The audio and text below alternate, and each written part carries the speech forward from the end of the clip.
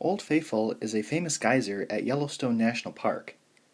The mean duration of Old Faithful's eruptions is 3.32 minutes, and the standard deviation is 1.09 minutes.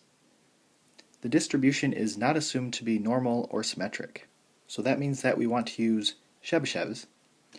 What percentage of the eruptions lasted between 1.14 and 5.5 minutes? So the mean is 3.32, and they are asking between 1.14 and 5.5. And the standard deviation is 1.09. So both 5.5 and 1.14 are two standard deviations away from the mean.